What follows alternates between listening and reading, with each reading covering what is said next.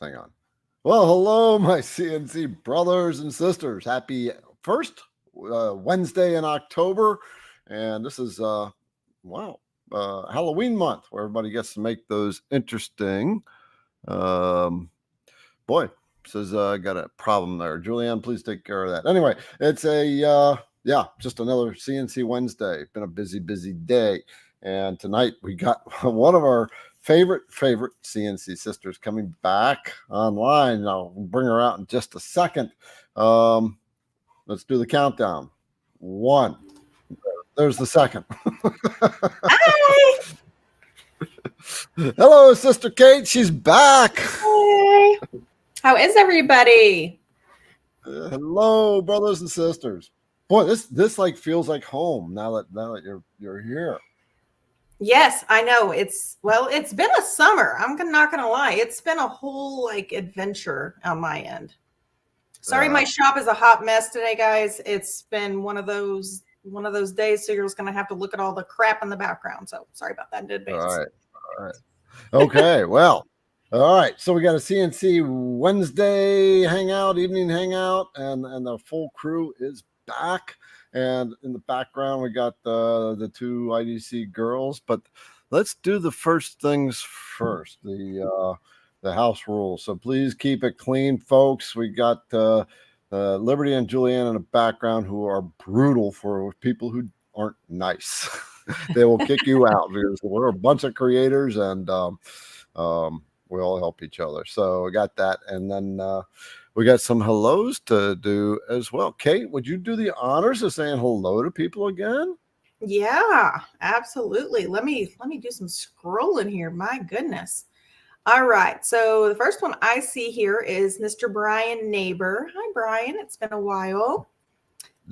Harold, it's Harold, right? Harold from the yard sale. Yeah. Yeah. Harold. Hey, I didn't mention this last week, but he came by a couple weeks ago. He happened to be. He's in Virginia, and he happened to visit. I think in Louisville, and so he and his wife came up, and I finally got to meet him after 3 years. Brother Harold, it's so good to meet him. Yeah, that's awesome. I love that. All right, let's see. So we've got Terry Lee Bailey, Oz. Hey, Oz. Brooks Martin. Hey, Brooks. Let's see. STL Working. Hey, Greg, how you doing? Looks like Clay Enos from Cincinnati. Okay, not too far from us. No. We've got Ellen, as you guys know, is Madra. Let's see. Pollywogs Woodcrafts, upstate New York. Hey, I have some friends from upstate New York that are CNCers. May have to see if you guys know each other. All right, let's see. Who else do we have on here? Looks like we've got Joe, Raymond, Fritz. Fritz from Australia. Oh, Ray. Okay. What's up, Ray? Yeah, Ray Kinman. Hey, how are you, friend? Long time no see. Man, yes, really. I know. Yeah, I see him on there. I was like, Ray Kinman. I was like, when did he drop on? I love Ray. I just love talking to him and his wife. They are like the coolest people.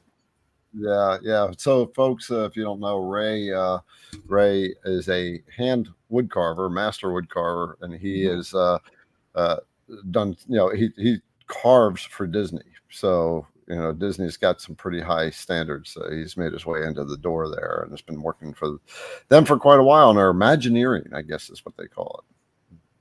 Yes, he is among the elite of wood carvers. Totally magnificent. And he's got a wood carving course. Julianne, if you can find that, or Liberty, then so you can dig that up. Oh, we forgot the other house rule. If I asked Julianne or Liberty to do something, we all have to drink. So cheers. So do it. You see my new cup? Well, it's not new. I had it for about 6 months. Oh, that is very bougie. Yeah. Oh! I got some cool stuff in the mail. I gotta show you. I gotta show everybody. Let's see what you got, sir. This came from John Whitney, and he said it's a custom-made desktop or home counter to hold pens or whatever I really want to hold. So it's a dice Oh my gosh. I love Got that. that in That the mail. is so cute. Yeah, got that in the mail. And then let's see, James Tucker of all people. Do you know a James Tucker? My husband is Michael James, but no, probably not him. So he sent these crosses. He sent it to the whole team. As these here, and they're crosses, and they're designed to hold in your hand, just like that. Mm-hmm. Those are so awesome. So the girls and everybody was trying to figure it out, and I just picked it up. So you just hold it like that. Yeah. Yeah. But yeah. Speaking of the girls, folks, just we got to bring out them in the background. So Liberty and Julianne. Here comes Liberty. Here comes Julianne. There we go. So Liberty up in the top right, she is the master shipping manager at IDC Woodcraft, and down below her, where she can go bang, bang, bang like that, is Julianne, the administrator for IDC Woodcraft. The two people that keep me in line and keep the business going. So they will be in the background and be watching for any sour apples that show up. We had one show up a couple weeks ago, and they had to kick them out. And actually, sour apple that was kind of bothering a lot of CNC creators. So they finally got I guess he got a letter of cease and desist. He was making videos about us. Yeah, not nice videos. But anyway, he got a letter of cease and desist, so he took those videos down, and I think he's moved away. Wow. Yeah. So, anyway, so those are the girls in the background, and Mark says Liberty has a different background every week. Liberty has a different set of clothes on every single day. Well, let's hope so. Yeah, I know, but it's like every day I come in, it's like one year to the next, she does not have on the same shirt, pants, or whatever. I swear to God. And her hair color changes all the time. You've never seen the same shirt and pants. Well, you know what? I'm just going to tell you. I have never seen the same shirt or pants. Goals, Liberty, like mad props. Yeah, like her closet must be like a mile deep. I swear to God. Oh my God. I literally have to go through my closet. I'm like, oh, that has paint on it. Oh, that has stain on it. I'm like, I was cleaning out all my clothes, and I was like, oh my, like I have like 5 things I feel like anymore, because everything has, my clothes that don't have stains is much smaller than what does. I've finally transitioned out of that. I now even have like dedicated hair dyeing t-shirts. I'm like, you can wear one of these two. If they're both dirty, like, sorry, your skin's getting dyed because you're not dyeing another shirt. That's too funny. Another t-shirt. Okay. All right. Well, the girls will be in the background, and Kate and I are here to answer questions. Make sure your questions have question marks in front of them. Be sure to pop them in there. And we're going to have a flash sale tonight, a special product from IDC Woodcraft. So stay on board. We're going to give you a 10% off on a product that's only going to last tonight. So we'll bring that up in a little while. So Kate, fill everyone in. What's been going on? How are things going? Your husband is away with this disaster down in Asheville and or whatever. Yeah, so he's well, things are a little crazy here in my neck of the woods, as per the usual. It wouldn't be Kate style in true fashion if it wasn't just nuts. So let's see. I've got lots of different things going on in the shop. I just finished a couple of really cool signs for a company. One is an acrylic, and I did an acrylic inlay, which was really cool. I really like the look of that. So that's been a lot of fun. I will have to give kudos to Garrett for the O-flute bits on the acrylic. Cut like butter. Absolutely beautiful. I can't say enough good things. Yes. Good. Using those O-flute bits. Maybe you can give some insight on cutting acrylic from your end. And we can talk a little bit about that. Some things that you know about cutting acrylic. Yeah, sure. Yeah. I want. Yeah. I just want to share for folks. So next week we are having Daniel from PWN again, So if you are thinking about upgrading your machine to a spindle, which I do recommend, that you make sure you show up next week. You can get a lot of spindle questions answered. And then the following week, we have Kyle again, the VECTRIC master, where you can bring all your VECTRIC questions live and he'll work through them. Oh, it's fantastic.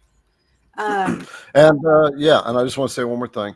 If there's anybody out there that's still searching for a CNC, say I am. If you're still like in the market trying to figure this stuff out, just say I'm still trying to figure it out. You want to get a CNC? It's kind of curious if anybody's out there.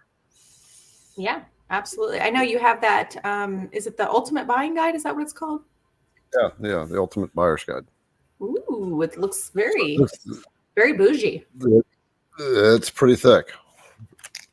Yeah. It's definitely pretty thick. Okay, and this is it's a 46-page document. So it really kind of dives deep into CNC routers. The whole reason I got this, I built this up, is because it just kind of occurred to me that the challenges people have when they're first shopping for CNCs are always asking about questions, what to look for, and what have you. And so I whipped this up and sent it out to Mark Lindsay, and he had some suggestions to add to it. So we're still updating it, but very cool. The girls put a link in the comments so somebody said that they are looking. So you want to get the buyer's guide. It'll walk you through things that are important on CNC routers to be looking for, like rigidity. All right. Talks about rigidity. Talks about the drives. Yeah. Let's talk about rigidity, Kate. Yeah. That was literally one of the first things I looked for in the Onefinity when I first purchased mine, because I was honestly looking between like an X-Carve and the Onefinity, and I watched this really incredible video on YouTube about the rigidity of them, and I was like, well, hands down, like Onefinity is incredible. Now, see, at the time, I didn't even know that Long Mill was even a brand, because as you guys know, about 2.5, almost 3 years ago, I knew absolutely nothing. And for those of you who are new here, I knew nothing. I learned everything I know about CNC literally from the School of YouTube, from Mark Lindsay's channel, from Garrett's channel. And I've preached that over and over. If you guys want to really nail down your CNC journey, find a couple really good mentors. Kyle is great. And follow them. I mean, holy smokes. That's where the info's at. It really is. It's crazy. Yeah. I got a whole new slew of videos to make now too, because of the VECTRIC update. Yes. The upgrade they've totally changed the screen. And me and Liberty are going to Texas here in a couple of weeks for the get together. Yeah. And Norman had stated, he said he wants to thank me. I just want to give you that credit. Thank you very much for the mini videos you've been putting on Facebook. So these are all there's several videos. So you're welcome, Norm. Yeah. Totally welcome. That's great, because I know a lot of people, those are really helpful. And honestly, the mini videos, that's how I came across Kyle's. That's how I learned about Kyle in the first place. I was just like, who is this? I'm like, this Learn Your CNC like keeps popping up. And then it was like a few months later, I really learned who he was. And then he was on the show, and I was like, holy crap, this guy really knows his stuff. And it has just, it's just exploded from there. So. Right. Okay. We see your questions are getting started. So we will get to those in just a little bit. By the way, Kate, I don't know if you know this, but I've got a new machine over there. That's the Alt Mill. Heard. Yeah, it's the Alt Mill. It's a 4x4. So I got rid of the Phantom. People ask me why I got rid of the Phantom, folks, is because it's a production machine, and I don't do production. So yeah, it was a really cool machine. I remember coming down and checking it out.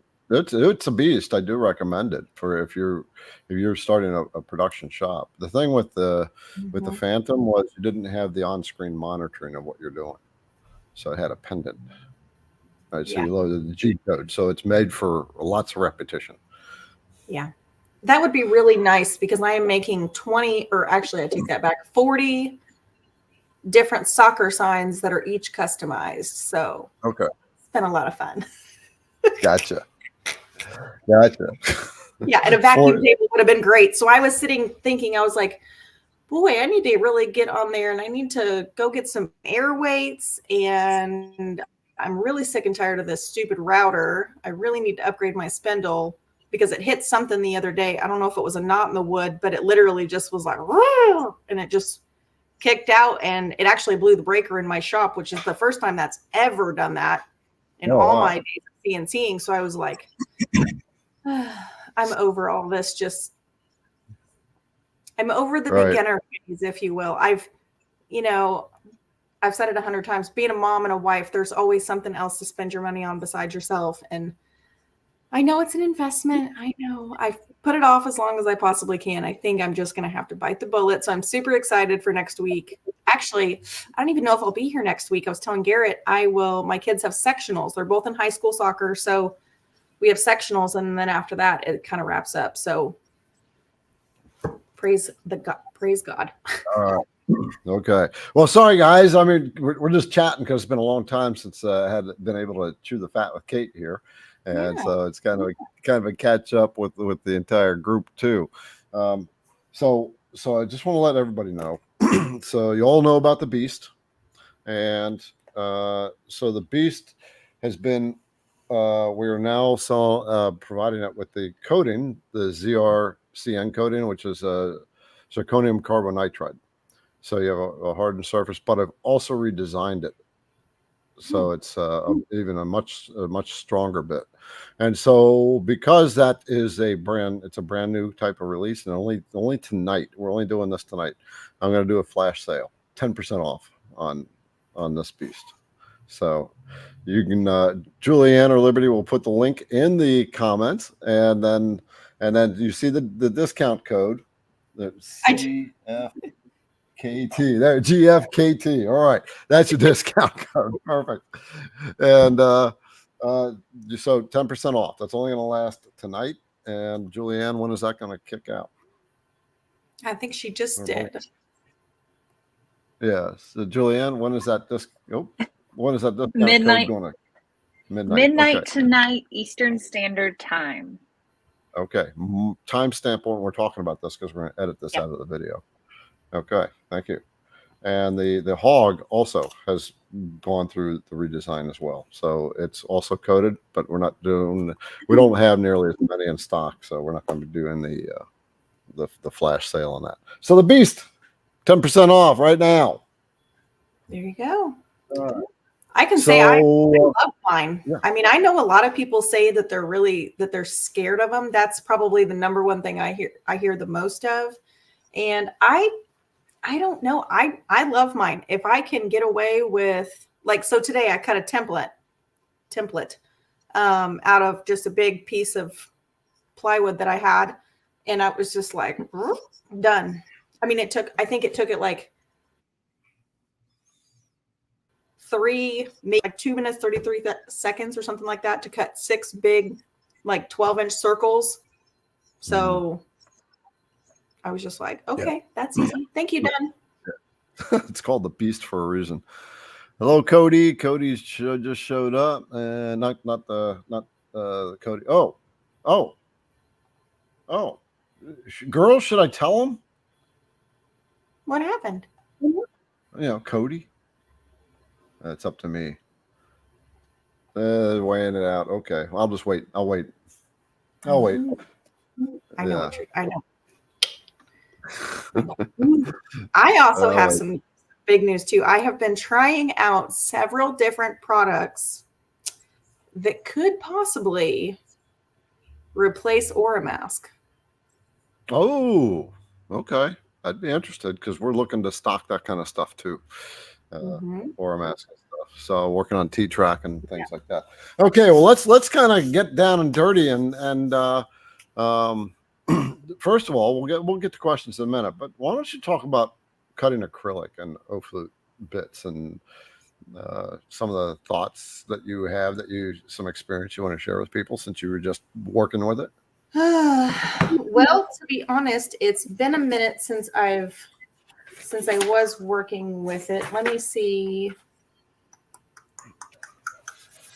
Hang on one second. I've made some notes. Okay, I'm trying to think. There were, okay, so essentially I'm pretty sure I ran the same feeds and speeds for the acrylic with the oat flute as I did anything else. I also used it with, and I know a lot of people said to, I can't remember, to shoot air on it to keep the bit from getting hot and things like that. I had zero problems with that. Yeah, you don't need to shoot air on an O flute bit. No. It's dialing the feeds and speeds in. So if anybody's cutting acrylic, number one, there's plexiglass, there's standard acrylic, and then there's cast acrylic. and you want to cut cast acrylic. It almost, when you set it down, it almost sounds like glass. And it's cast acrylic is really rigid, and it chips out a lot better, meaning the chips, you can cut it a lot better. And you can cut the other ones, but they come in a little bit more sloppy. They don't, it's harder to cut the material away without the plastic melting. The big deal with that is getting that plastic out of the way really fast when it's cutting, because when it's cutting, it's actually, there's heat generated, and that melts the plastic a bit, and you want to get that plastic chip out of there really fast before it starts to melt to it, to your either around your bit, or it melts back onto the project. So as you're cutting it, if you're getting some of that melting and it's sticking to the material, then you're probably going a little bit slow on your feed rate or a little bit too fast on your spindle speed. But I always recommend that you use the feed rates for those who are doing it, who haven't done it before. I suggest to just get the IDC Woodcraft phone app, right? Because that has all the feeds and speeds in it for all the bits that we carry. It's free. It's for Android and Apple, and there it is. It's gone through some upgrades, but if you just find your bit in there and you click that bit and you can go to it, and then you can have the description. You can tell it what your router is, what type of machine. If you have like a trim router on there, if a Makita, you can tell it that. If you want to be in inches, imperial, or metric, you can tell it that. Then it'll give you all your feeds and speeds and the description, the specs for the bits. And then if you need to, And then if you need to replace a bit, you can always get it right through the phone. I wanted that to be very easy for you guys if you wanted to. And the CNC setup checklist for several requests is now available directly on the app. So there you go. Hang on one second. I'll actually grab the sign and I will show you what I just finished. Okay. So let's see. Hang on, I had it kind of taped up, so give me just a second. Okay. Because it's actually double-sided. Yeah. Okay, so this is the sign. Oh, look at that. Yeah. That's epoxy too. So Kate is an epoxy junkie, right? So if you need some. Well, this is actually not epoxy. This is all acrylic. Oh. Okay. Yeah. Yep. So that's the acrylic inlay. So that's an inlay, huh? Yep. That's the acrylic inlay with it. Wow. So this was the customer's colors that she wanted specifically, and I said, okay, I will do that. But the really cool thing that so now it's all kind of coming back to me since you've kind of been mentioning a couple things. So like Garrett was saying, cast acrylic is great. You can buy it in big sheets from, if you have like a plastics company near you, it comes with this paper on it. What I did learn is you can cut it with the paper on it. The nice thing about acrylic is it's very shiny. So what I discovered, because this was kind of my first run with acrylic, this is going to be an outdoor sign. So obviously acrylic is weather resistant, UV resistant, and it's extremely durable. So what I did is that was actually 3 pieces of acrylic sandwiched together because she wanted it to be a little thicker. And I didn't want one piece of acrylic like flopping back and forth when the wind blows. I needed a little bit of weight. So it really was a little bit of like trial and error. What type of materials am I going to use? How am I going to bond this acrylic together? So I use a lot of different glues and things. I can definitely share those with you guys. And then, but as far as that paper, when you're cutting it, the really tricky part that I learned was if you're using a dust shoe on your router or your spindle, those bristles can scratch the surface of the acrylic. So that's another fun thing I discovered was how to buff and polish. I already know how to do that because of epoxy, but it's a little bit of a different process for acrylic. So holy smokes, it was an adventure. I won't lie. It was definitely something. And then I also learned how to bond acrylic to acrylic. I tried it with epoxy. It actually sealed okay. And it actually worked beautifully, except for the fact that if you push down on some of the letters because they're inlaid, that epoxy, because of the viscosity of it, it kind of came up and out and overflowed a couple letters. I think I made this sign at least 4 different times. Yeah, that's the experience, learning part. But yes. But the knowledge that you gain is pretty cool. Hey, we got 12 questions sitting out here, Kate. Oh, okay, cool. I will tell you guys really quick. When Garrett was talking, I pulled up my feeds and speeds for that project. And if you guys have a pen or just a spare scratch paper, I'll share them with you. So my feed was this is for acrylic with the O-flute bit, right? Yes. Well, actually, I'll start. So it was 10,000 RPMs. So that was a 1 on your router dial if you're using that. My feed was 130 inches per minute. And then I had a plunge of 40. And then my step over was at 41%. And that was for, I don't know. Okay. I don't know why. I think I must have just, was in there messing with stuff. Cause like I said, I made this sucker 4 times and it was really a challenge, but, I'll show you this other sign. We can talk about this here too in a little bit, but this was also a little bit of a challenge because this is paint. It's wood, paint, and epoxy all together in one sign in ombre. Wow. So check that out. Yeah. Let's see how the lightness to the dark. This is actually the PNG that she sent me and said, can you make this? But can you imagine you have to paint the sign, then you carve it, and then you have to pour the epoxy in all of these tedious little itty bitty stinking things. And then guess what? Then I put the top coat on it, and then my cat walked on it that night. Oh no. I thought I was going to lose my mind. It was mostly dry, but it was enough just to like barely, and it's a kitten. So I had to okay. But then I had to sand it down and recoat it and fix it up. And it was a real nightmare. So. Well, those look amazing. Both of those look absolutely amazing.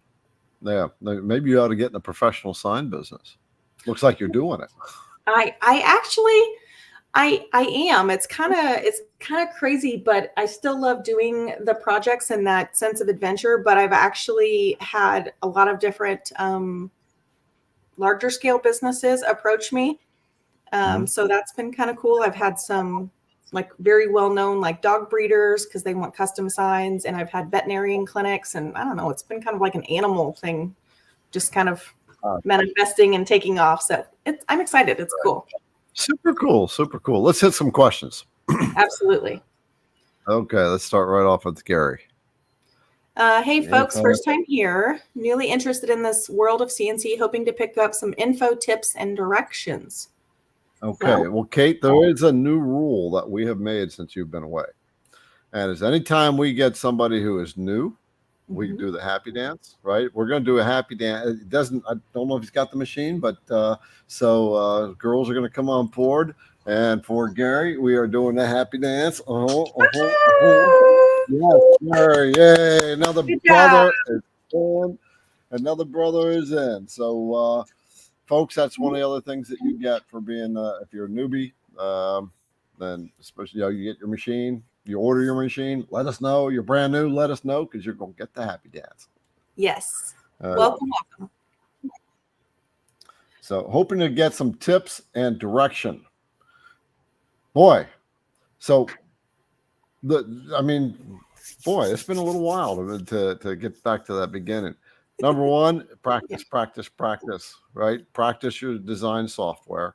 Number one, because if you don't get your designs right, it's not going to carve right. Mark said in a video a long time ago, I remember watching this, he said, the good thing is your machine is going to do exactly what you tell it to do. The bad news is your machine is going to do exactly what you tell it to do. Right.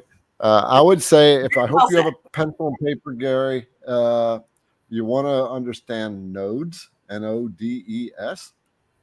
Mm-hmm. So watch for a video. Look for videos on nodes. I've got a couple videos out there. I know Mark does. Mark Lindsay. So every time we're talking about Mark, we're talking about Mark Lindsay. And he's hanging out there in the crowd tonight, like he normally does. So practice with the design software. Air cut first. Yeah. Air cut your projects. And what that means is you run it without a router bit. You want to see what that machine's going to do. You want to learn how it's going to react. Yes. And the other big thing is that I would say a lot of new beginners miss is in that setup. Check your thickness. Don't guess. Don't assume. Use a good pair of calipers. Make sure you get that exact thickness because it does matter. Also, make sure that you, in that setup page as well, make sure you're noticing that the datum, and that's you either have your four corners, which corner you want the machine to start from, or the center. So those are really vital, like first steps when you're using that setup page to help you. Because if not, and you think it's and you have it in the center and you think you have the bottom left, and then it goes like this. And you're like, why is it going up there? I can't figure it out. That's why. Right. So, right. What else? Gary, I keep writing. Okay. Get the app, get the phone app from IDC Woodcraft. Okay. And also go to idcwoodcraft.com and download the database. If you have VECTRIC, Carveco, Carbide Create, or Fusion 360. You have the database with all the router bits there. You can import them all at once and you'll be done. And setup is king. Setting up your project is king, right? So you want to use a setup checklist. There's too many steps in the setup of your project. What that means is when you're putting your project on your machine, there's lots of little steps. And so you want to use the setup checklist, and that will make sure that you don't miss things on the way. So there will be a link for that in the comments coming up, and we'll put that in the description. And like Kate said, calipers. If you don't have calipers, get some. You can get some from IDC Woodcraft right there. So there you go. that's what you want. Those look like a nice pair. Yeah. So the IDC Woodcraft brand calipers. Very bougie. Everything from IDC Woodcraft with the branded IDC Woodcraft does have a 90-day guarantee on it. So that includes router bits. If you break the router bits, we'll guarantee it for 90 days. Like we guarantee if you drop the thing on the floor and you break the tip, we replace it. Sweet. That's the kind of guarantee. Yeah. So hey, girls, give the guy a 10% discount on those things, on the calipers. We'll just Julianne make a flash or Liberty make a flash coupon code. And we'll make that good for an hour. And note the time on the video. Timestamp the video. Anyway, Gary, there you go. So what other tips would you throw out there? I'm sure there's some other comments going on. I would always recommend if you're doing any type of... Sorry. Drop or break? Yep. Yeah, it doesn't matter. Mistakes happen. So if you started off, you forget to turn on your router and you break it, then you just go to the website, go to the guarantee part, and it'll tell you exactly what to do. Yep. I would say is on that particular note, I have these mats behind me. You can buy them on Amazon. You can buy them at Harbor Freight. You can buy them kind of anywhere. You know, Facebook Marketplace is a great place for things like that, like gym mats. These mats personally have saved my bits probably at least 20 or 30 times. Breaking bits, I haven't broken a ton of bits, but when I have, thankfully, it hasn't been for dropping them on the ground. Ooh, I take that back. I think it was my very first or second run. I was using a 1/16 inch bit, and I didn't have my mats down yet, and I dropped it square on the concrete, and it just shattered. So Yeah. mats are great. I would always recommend surfacing if you're going to do any type of a V-carve project. And I know it's really easy when you're a beginner to be tempted to use like plywood and things like that. Just keep in mind that plywood is not always going to be 100% level. So that's going to give you undesired results. It may look a little deeper in one section, it may not, and that's because it is not 100% flush.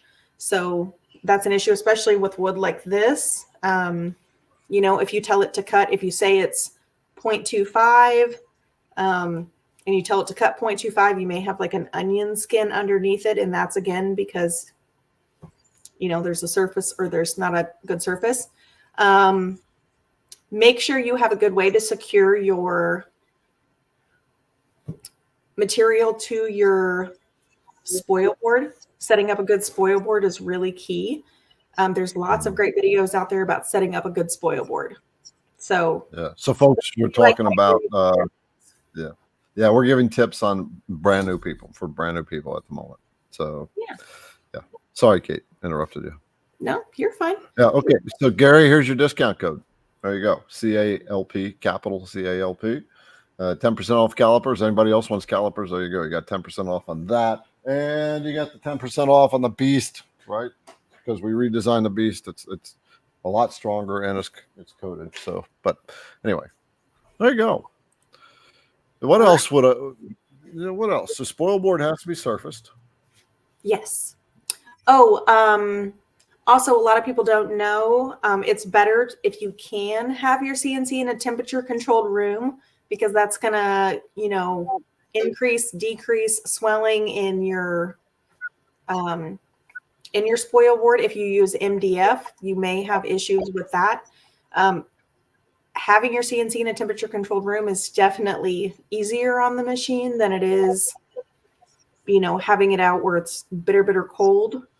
And then, or in extreme temperatures. Because I know a lot of people in the wintertime, they just, unless they have some type of heat, they don't like to work out in their shops, things like that. Oh, I would always recommend getting yourself a good book. Whenever you're watching videos, take notes. And then also when you're doing tests, write those tests for those things down. And do yourself a favor. Don't sweat like trying to calculate the feeds, the speeds, the chip loads, all that stuff. On Garrett's website, it's a free download for the tool database. Go download that. And for every bit that you buy, like, I know I'm going to say it wrong, but Amana has a tool database if you buy any of their bits, things like that. So don't be afraid that just because you want to try a new bit that you don't know how fast to run it. Obviously, that's going to be a tester for softwoods, hardwoods, you know, MDF, things like that. But just don't be afraid, and remember, one day at a time. I'm just going to leave it with that.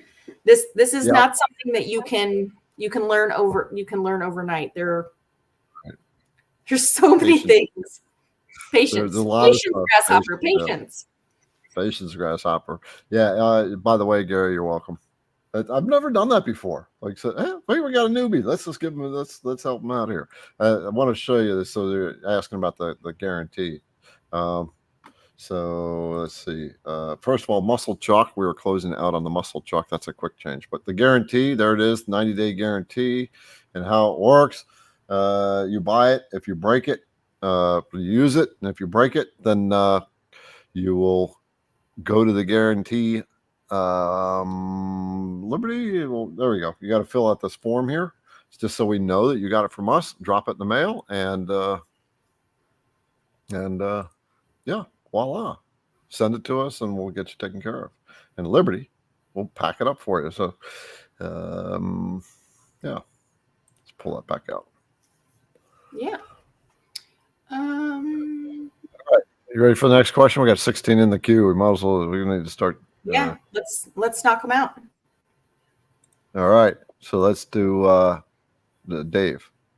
Hi, Dave. Thoughts on using vacuum chambers for epoxy? I don't personally have a vacuum chamber. I know Mark Lindsay has one that I'm pretty sure he's used it because he talked about it a lot. So he's got a pressure chamber, I think. Pressure chamber. Okay. Yeah. I'm not sure personally. Here's my go-to method. Follow the manufacturer's recommendation for stirring and mixing. Do that thoroughly. Then add in any additives.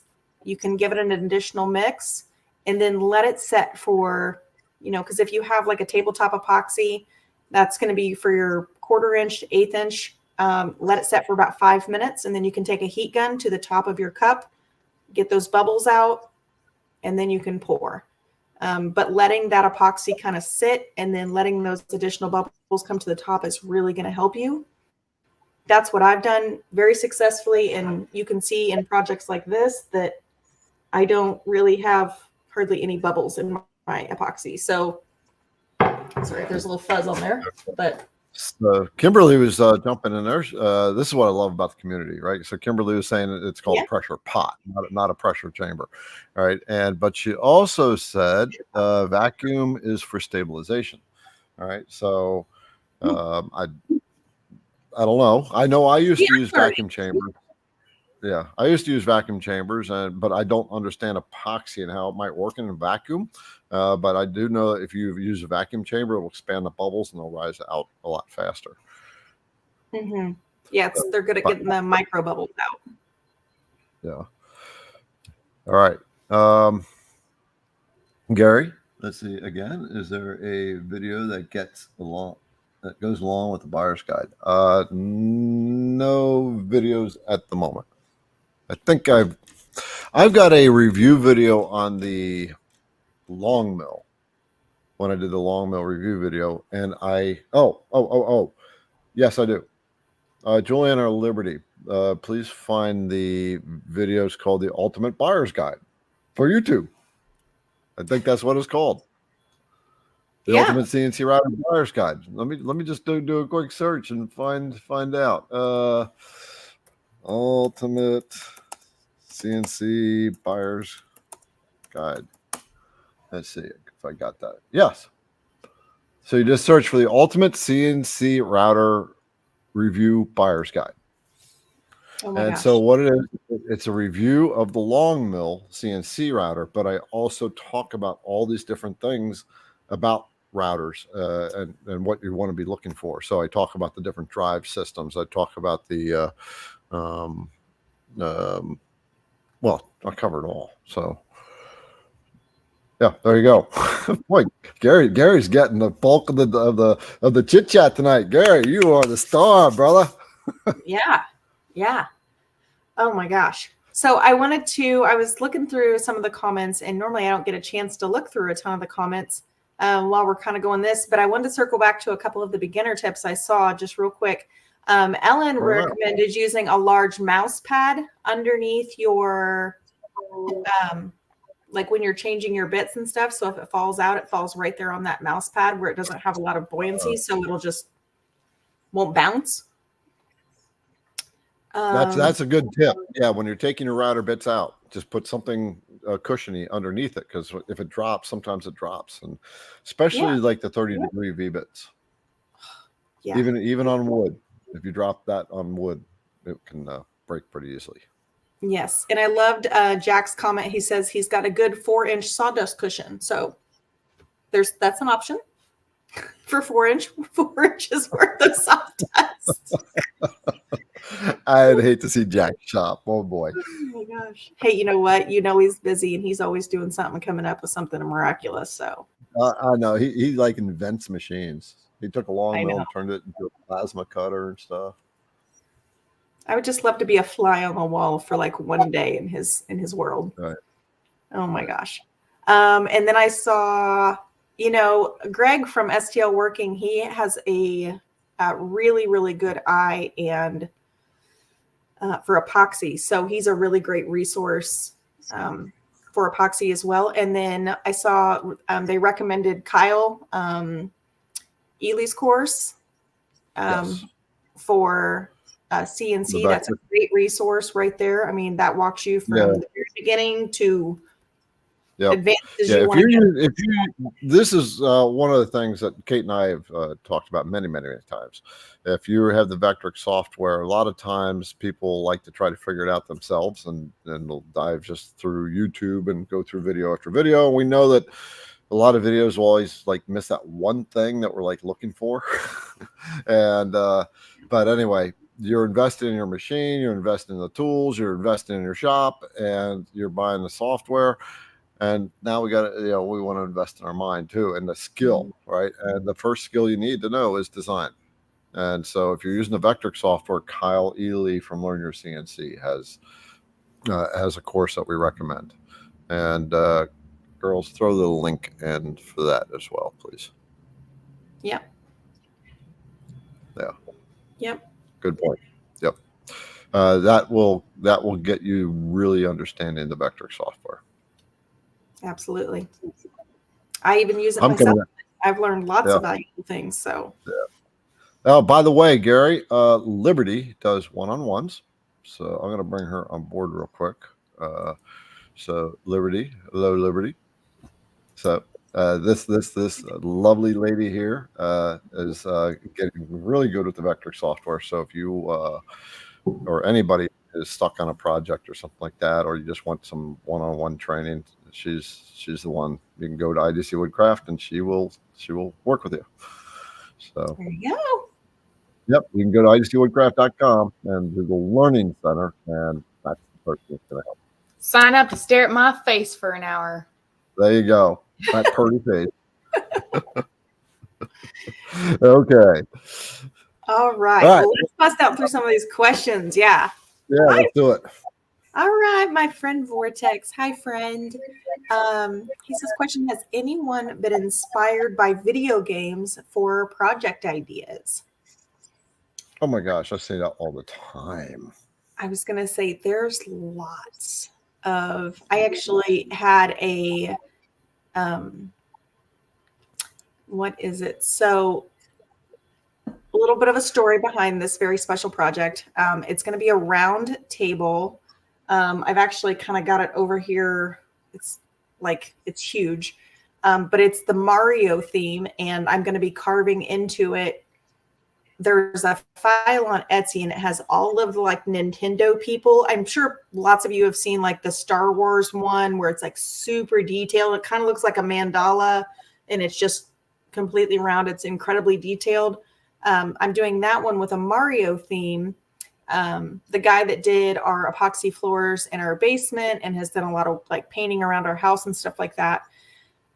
His son had a heart condition and he passed away 2 years ago, last month. And he was telling me about how much he loved this Nintendo and things. And I said, I want to make you something special so you can have this in your home and you guys can always remember Caleb and stuff like that. So I'm going to be doing that, which I think is going to be an incredible project. I'm a little nervous for the design, just because I know it's going to be an extraordinary amount of time.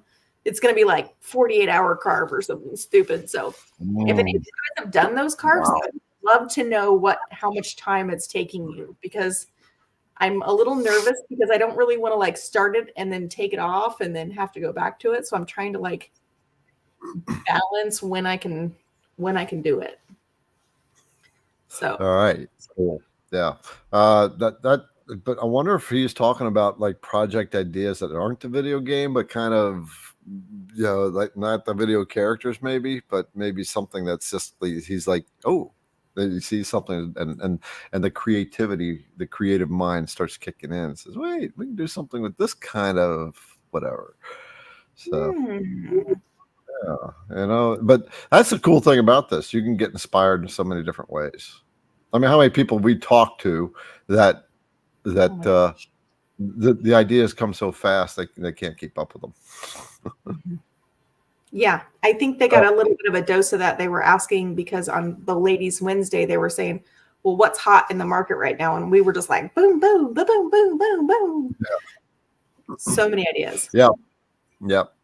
So that's an interesting point, though, for those who are doing this, looking to make some money off of it. One of the things to be careful about is, I mean, it's okay to work in trends, but be aware if you're making projects that are just trending at the moment. Trends always die, and so you have to be prepared for that. All right. So just food for thought. It's good to cash in on a trend, but trends always die. So trends and fads. All right. Watcher 696. I'm in the market for your first CNC as a side hustle in retirement. Alt Miller Onefinity. Well, first of all, brother, welcome to CNC. Welcome to the world. Welcome. That's awesome. And so you've got a Onefinity user right next to me. Yeah, I got it right. And then I have the Alt Mill. Yeah. So I think there's a couple of things that you definitely want to ask yourself first.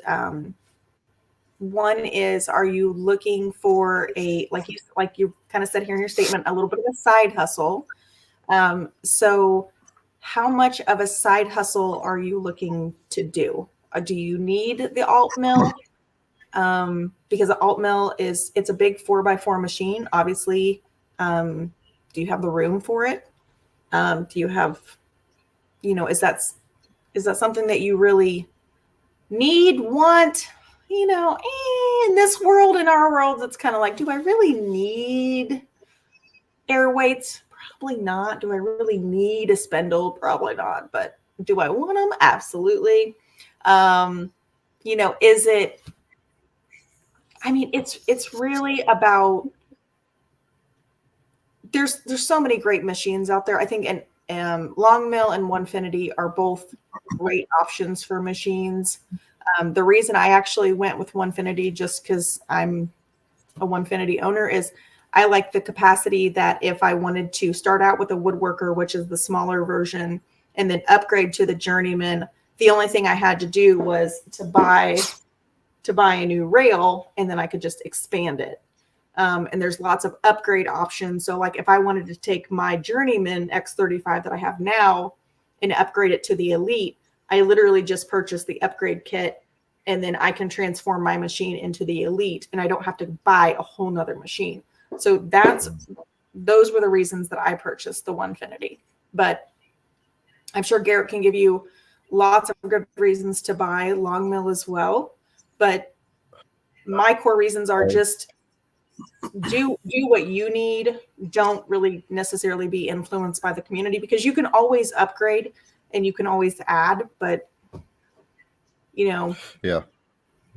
So he's just asking about the alt mill, not the long mill. You were saying long mill. So, but I'm sorry. So, yes. Okay. So first of all, that specific thing is covered in here.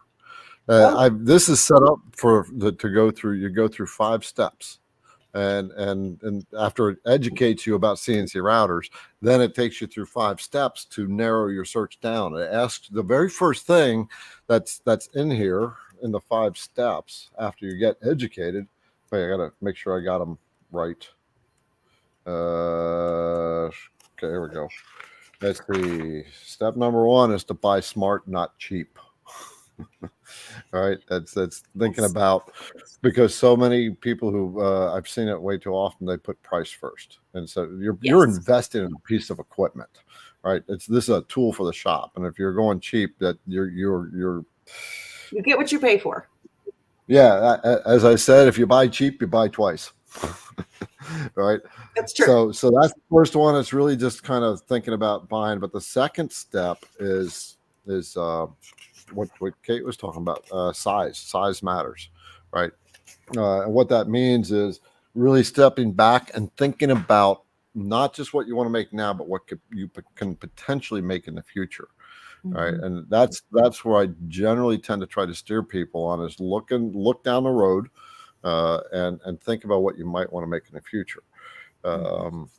So and that's exactly what I did. I mean, did I need the biggest CNC when I first started out? No, but I knew going down the road, exactly to your point, that I knew I was going to be turning this into a business. I knew as a sign maker that I was going to be making bigger signs. That's precisely why I wanted a CNC, because I had a vinyl cutter. I could make signs as big as I wanted, but I wanted to be able to the capacity to carve them.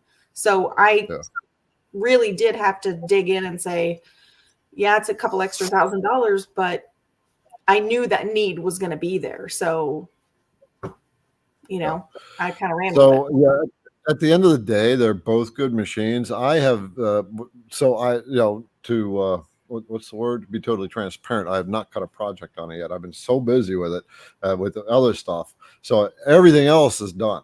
It's time to sit down and cut a project on it.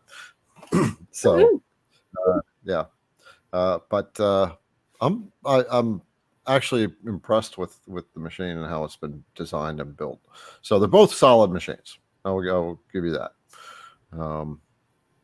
The difference, price, but a couple more weeks and I'll review a video out on it, probably about 3 more weeks. Yeah. And something else to keep in mind, because I noticed you said you were going into retirement. Something to keep in mind, as many people, probably everyone in the community will tell you, if you have a set budget, make sure that you're also allocating for bits, dust chute, software, anything, if you want drag chains, if you want hose, if you want dust collection, are you going to be using a vacuum? Do you want like a dust deputy, something to that effect? Like, there's a lot of things that can factor into just buying a CNC, and then you're like, it just kind of spirals. So make sure you do your research and you're trying to meet your budget's needs if there is a budget. If not, by all means, have fun. Yeah. And also, I also like to just remind people, again, if we're on a budget, but we remember too that we are buying something that's going to last for years. So the budget, it's going to pay for itself at the very least in the personal enjoyment that you're going to get out of it over years, right? So put the link for the buyer's guide back in the comments again, and that will be in the description of the video. So okay, let's so answering this question specifically, the difference between, if the alt mill's a 4x4, so for Onefinity, what is it called, the X50? All right, that's a 4x4. There's like a $2,000 difference between the two. So something to that effect. But I expect to spend an extra $1,000 for your design software and for your tools and miscellaneous stuff. Classes, one-on-ones, Kyle's course, knowledge. Yep. It's knowledge big, is, if you don't have the knowledge. Excellent. Definitely. Gary, I'm wondering about the practicality of going straight to a 4x8 format, and I think I'd want to have a tool changer and vacuum clamping. Any recommendations with that criteria? So this is talking about jumping off the highest dive you can jump off of, right? I'm always inspired by people that are going to that route, and so I don't discourage people when they want to jump in that deep. You're making an absolute commitment, right? So that's the big thing.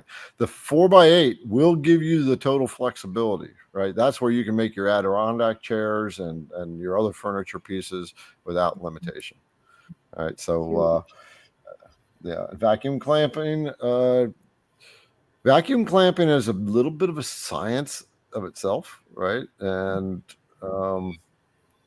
it works. You just need to understand it, but you're okay with going vacuum clamping. Some of the things I found with vacuum clamping, if you're going to work with MDF, you have to be a little bit more careful because MDF is a porous material and it won't hold down as tight as other projects. And what it is, tool changer? Tool changer will make things so much faster. Oh my God, I so much want a tool changer. When we talk to PWN next week, I think I'm going to talk to them about a tool changer too, because I think they've got one. Well, they've worked with another company that's got one. Yeah, I know Winfinity's got like a touch probe for they've got a tool changer out too. So right. It's pretty neat. All right. What do y'all think about ShopBot? Now you're stepping up the game even more. So you're getting into pro machines here, right? So when we're talking 4x8s, we're talking pro machines. ShopBot is a very rock solid machine. I've talked to Brandon, and I actually prefer that over the Phantom. If I could go back and do it again, I would go with the ShopBot. But the Phantom had 4x4 in the pro level machines. I didn't have a 4x8 capacity in my shop, so that's why I went by a 4x4, and Phantom is the only one that has the pro level 4x4. ShopBot's going to be a good machine. That's jumping up into maybe the $80,000 range, 60 to 80, depending.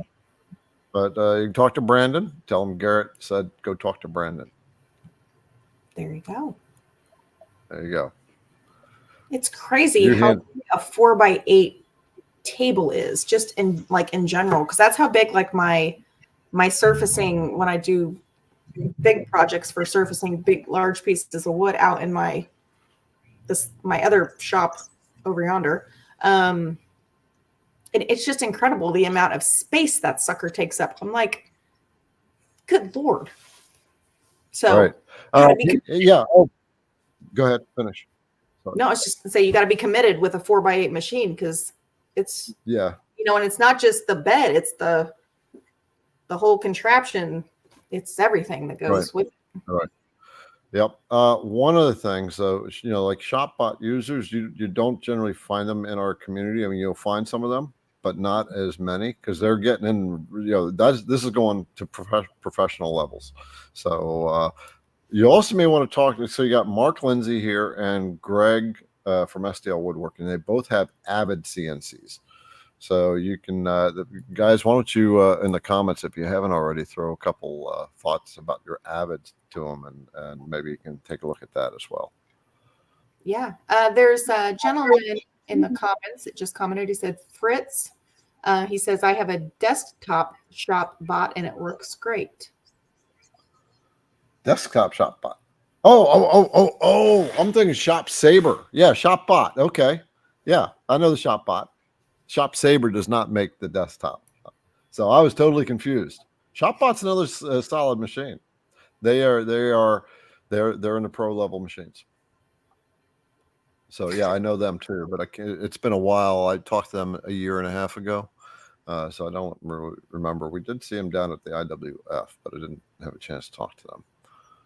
Very cool. Very cool. Okay.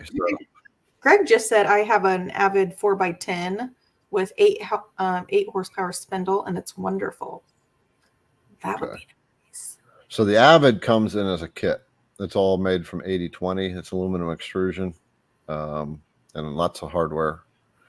So you have to build that one, but at least it can be shipped to you cheaply. Yeah. Oh all right, so guys, it's 9 o'clock, top of the hour. So get your questions in now. We're going to stop questions in about 2 minutes. So make sure you put question mark ahead in front of that. And remember, we are doing a flash sale. We're doing the redesigned Beast. It's got the zirconium nitride, carbonitride coating on it. That makes it much harder. And also it's been redesigned, so it's a much stronger bit too. It's got a thicker core, and the core actually tapers out. So the cut actually tapers out. So it's much less prone to break. And we've done that same change to the hog as well. So, but the Beast is the one that's you get the flash sale going on right now.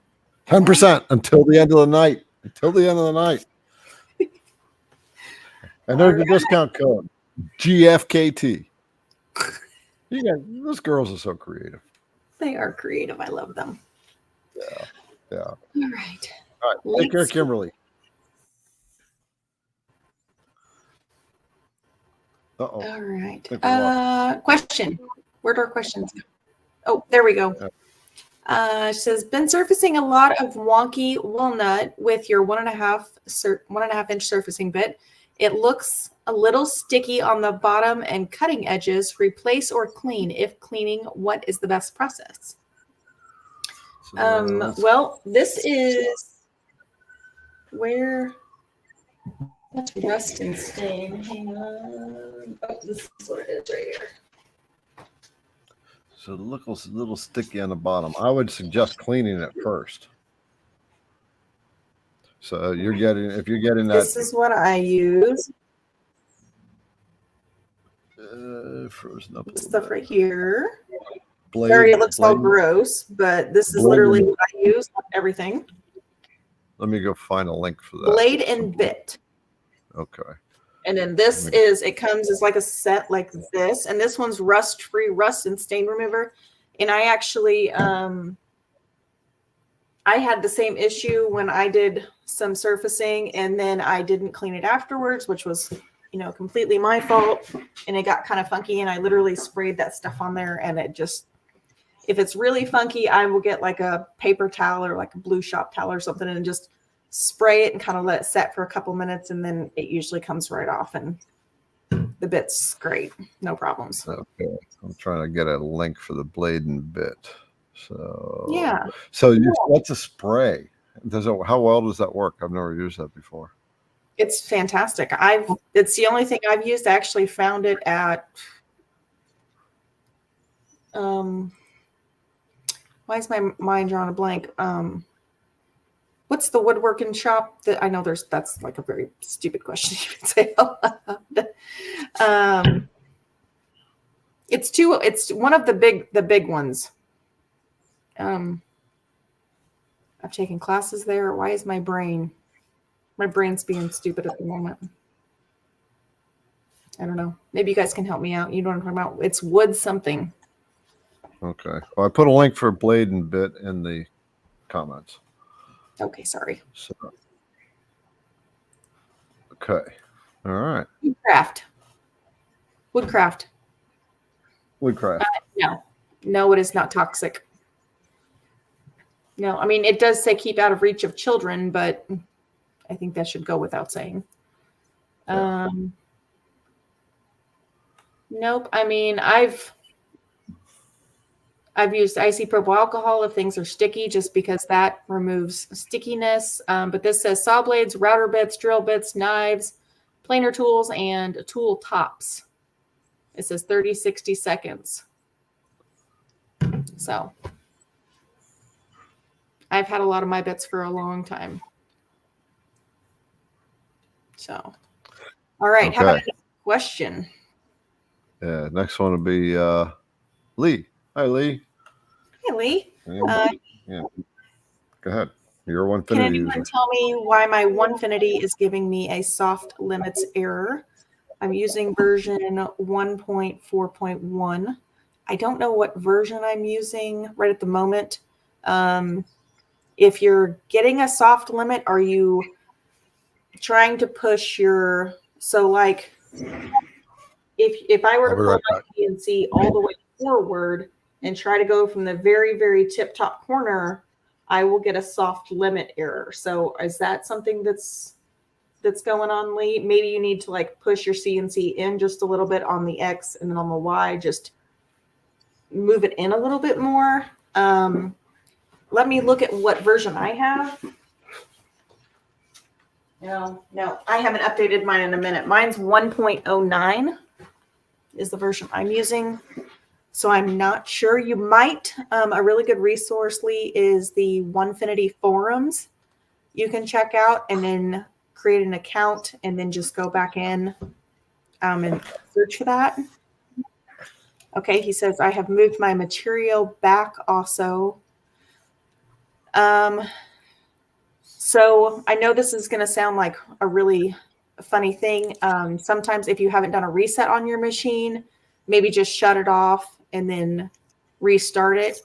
Also, I'm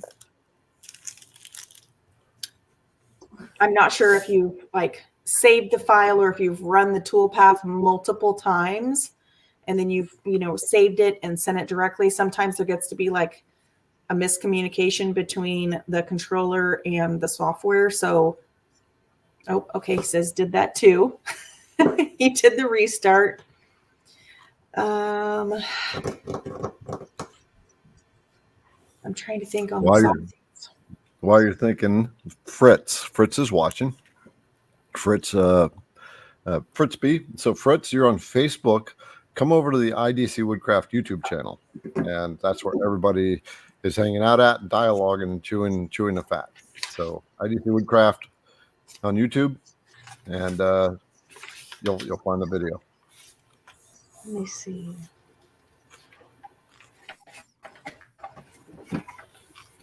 I was trying to think of, because I had it doing something, and I was pretty sure when I just using the USB stick.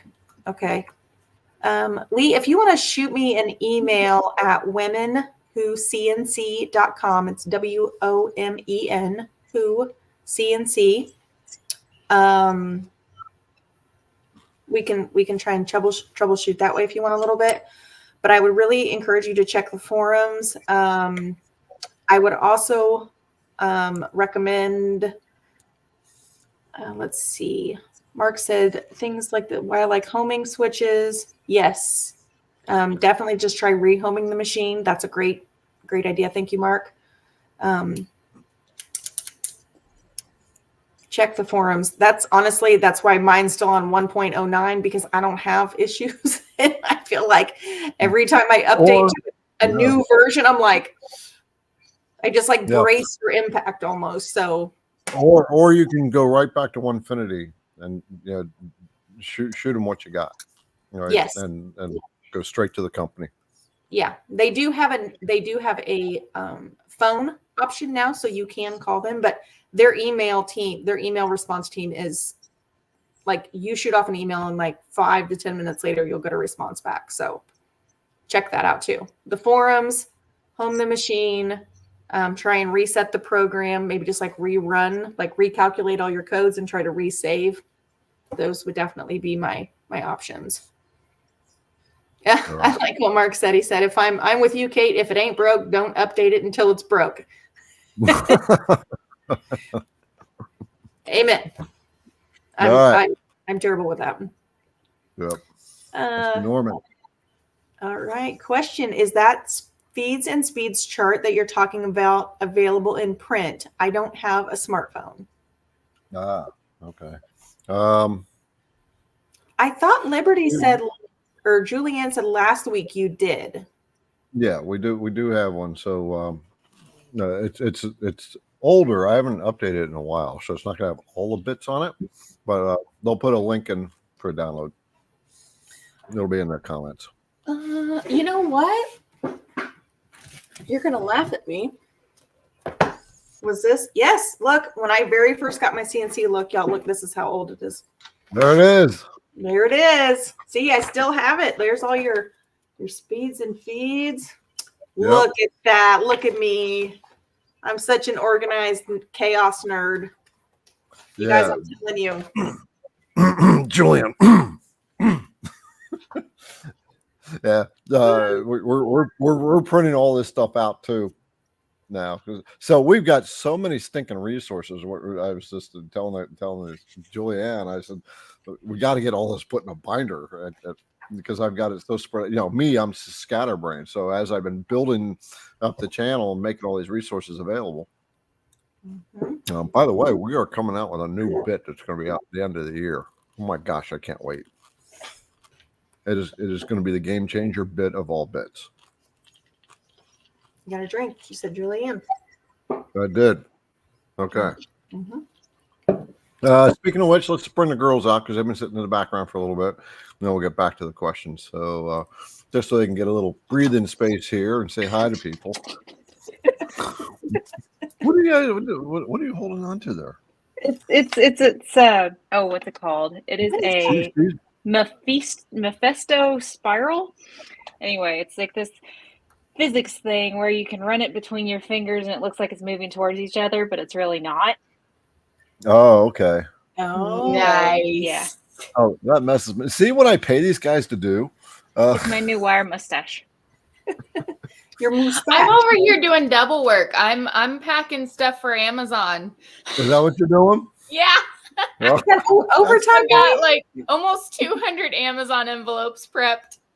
these guys are awesome. They take the work home and they're working on it at night.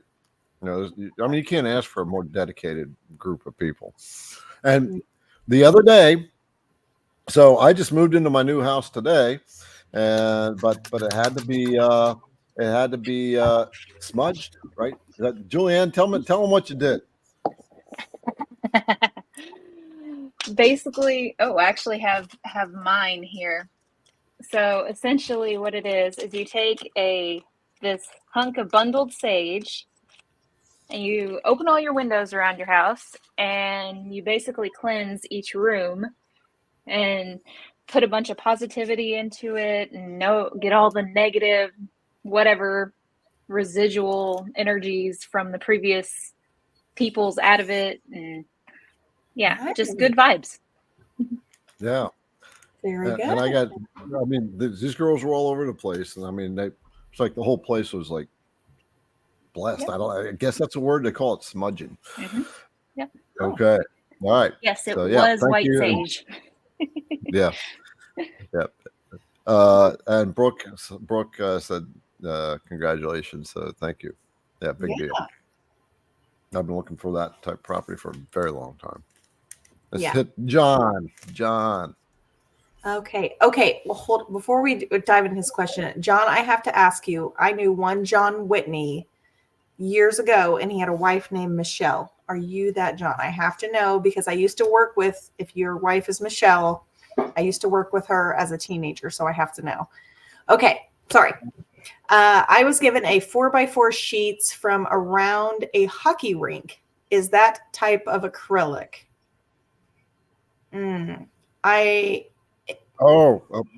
Probably the shields, I'm assuming. That might be plexiglass. That would be Lexan. It's going to be Lexan. Okay. So Lexan it's like plexiglass, but it's impact resistant. Okay. There's no reason you can't use materials like that. It's just your feeds and speeds are going to be different. I'm not sure how that will cut. I gotta play with some plexiglass and Lexan. I've never tried to cut plexiglass. Okay. Mark says plexiglass is a brand name of acrylic. Yeah. So but it's a softer, it's more flexible. Yeah. Yeah, plexiglass and acrylic, they're all polycarbonates. Well, it's just like cast acrylic or not cast. Lexan is harder. So just to give you an idea, Lexan, we used to use it in the CNC machines at work, and they're built for impact, right? So it's going to be a much more rigid material. It's there. It's a window into the machine, but if a chunk of metal broke away and it hit the Lexan, it'll crack the Lexan, but it won't penetrate depending on how thick it is. So Lexan is just a very strong. It's much stronger, but I've never cut it. But I'm assuming that's what that material is going to be. Yeah. Thank you, Chris. Extruded. Yeah, there's lots of different types of acrylic. Is like what I was saying. So there's like cast. There's the extruded. Thank you, Chris, for that. My brain is not formulating the type of words I need. The answer is yes. It is a type of acrylic. Yeah. I thought I saw somebody said Raymond Dixon. He said Lexan cuts great. So John, if you and Ray can maybe connect, he could help you with that. Yep. He said Lexan is used in race car windshields, so that gives you an idea. Yeah. Why that's used. It's for high impact. Okay. All right, there you go. Very cool. Jim, does anyone have a good source for quality wood thin stock, like 1/2 inch and hardwood? Anybody in the comments, you can let them know, give them some ideas of where you can go for some of the materials like that, hardwoods that are thin. Yeah, my go-to when I'm looking for stuff like that, I know it's going to sound goofy. I found a couple of great wood, I call them dealers, if you would, wood dealers on Facebook. I just always make sure, hey, is your wood kiln dried? Because I don't want to have to wait 3 years to use it, and then ask them if they'll cut it in certain lengths, depths, things like that. So, online, I mean, that's a good resource. Yeah, Jack said that's a resource he uses. Teflon Ocean Ocooch hardwoods online. Ellen, I don't know if that's the same one that Ellen was telling me about. She was saying last week that there's a company that she uses, and they literally have like thousands of different types of brands. So, yep, there's another one. There you go. Hey, will you one of your girls grab the link for that and throw it in? Find that on online and drop the link for that company in the comments. Mark brings up a good comment. He says, if you have a CNC router, surface it down to whatever thickness that you want. There you go. But yeah, I mean, but what if you want 1/2 inch? You can do that, but yeah, you do want to get to the main carving if you can and not have to surface everything, but you usually have to surface anyway. Jim, does anyone okay, we just asked that one. Didn't clear that one out. All right, you can do this one, Kate. Well, hi, LTX. Hey, Garrett Liberty. Have you seen a hog? Oh, this is probably not for me. Have you seen a hog break off right at the point where the flute meets the shank? 80 IPM, 18K. Yeah. I've seen the hog break there. So, matter of fact, that's why I modified the design. So what he's talking about is the breaking right here. Where the shank starts, where the flute washout is, and let me look at mine. So, I'm curious. Yeah, yours is going to be a straight flute cut. So the flute tapers out.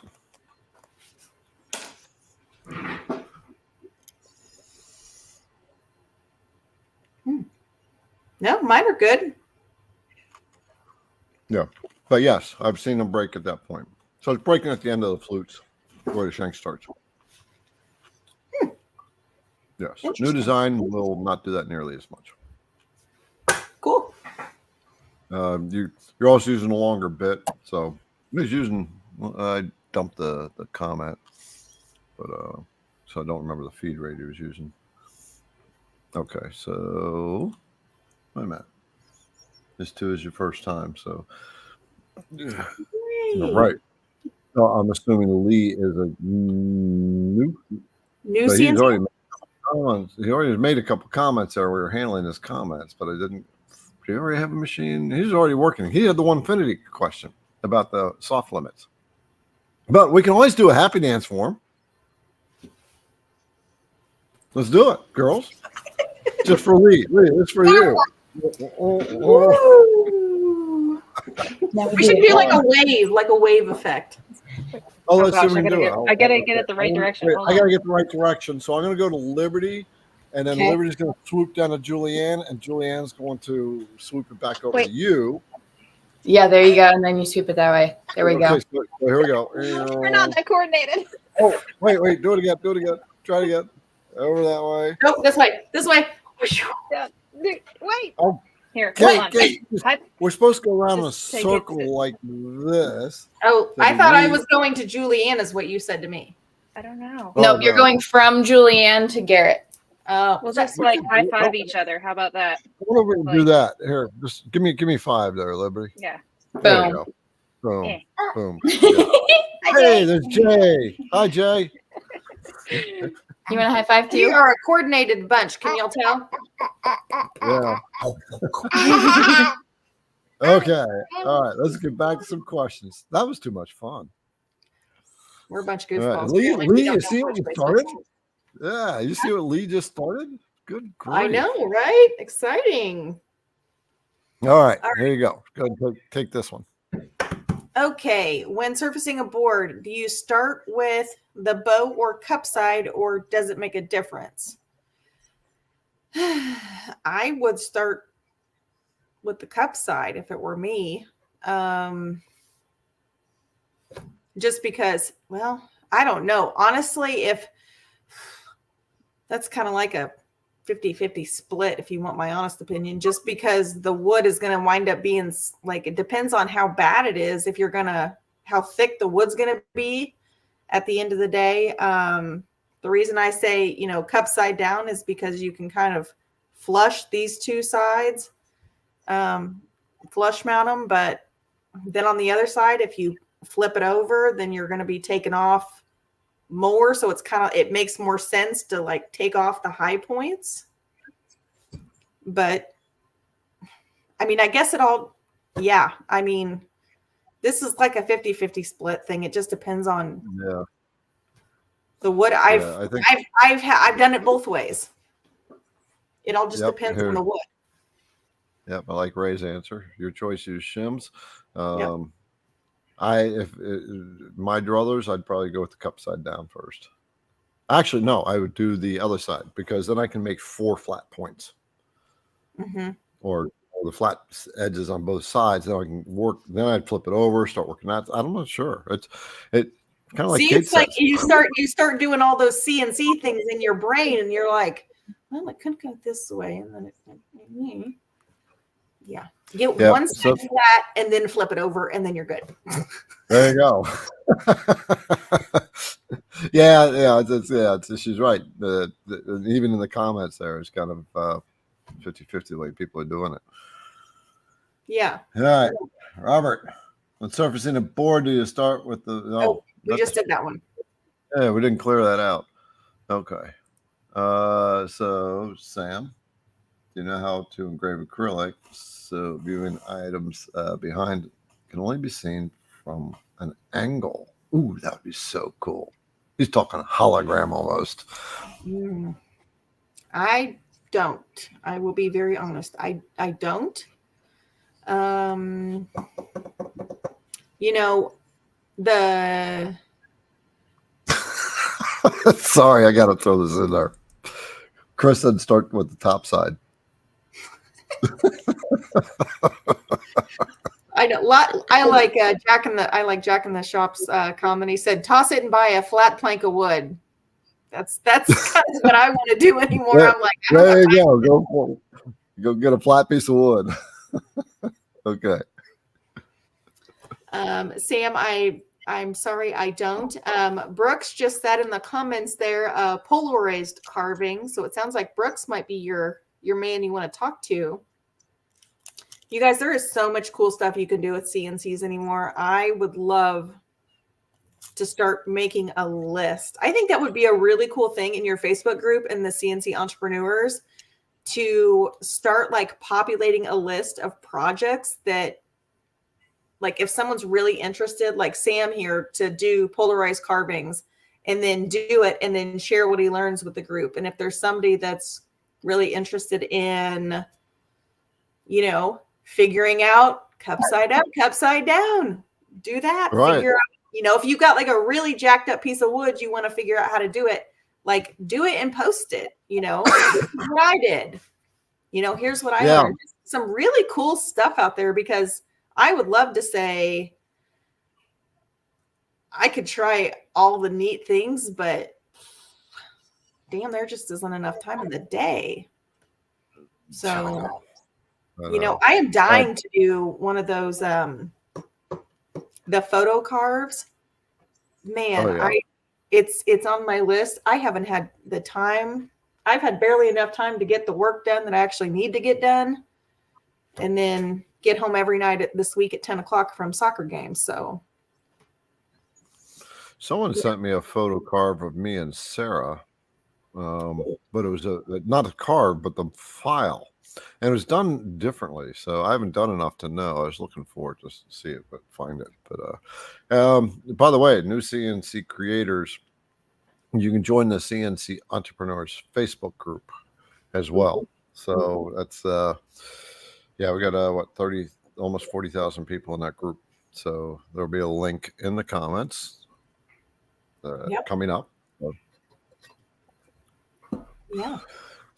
Oh, okay. So, yep. Awesome. I was going to say another question. What version Gerbil, GRBL, or no, a good information resource so I can change any pocketing, change your pocketing path from starting in the center. Oh, starting in the center. Starting from one side. Any help would be appreciated. So what? Okay, yeah. So what he's doing, an offset cut. It's not the Gerbil software that's causing that. So GRBL is the it's a control software. It's actually what kicked off they had the Arduino board, circuit board, and the Gerbil software is what basically kicked off the whole CNC router in the home revolution. So Gerbil, you can't do it in Gerbil because Gerbil doesn't create the G code. Your software, the CAM side of your software is created in the G code. And what you're doing is you're using the offset setting instead of a raster setting. So I'm going to assume you're using VECTRIC. I got a launch VECTRIC here. When you create that tool path, let me share screen.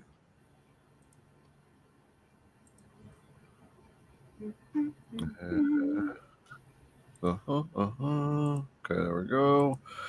All right, so we got VECTRIC up. Can you see it, Kate? I can. Okay, let me set some things here. Okay, and I'm just going to create a box.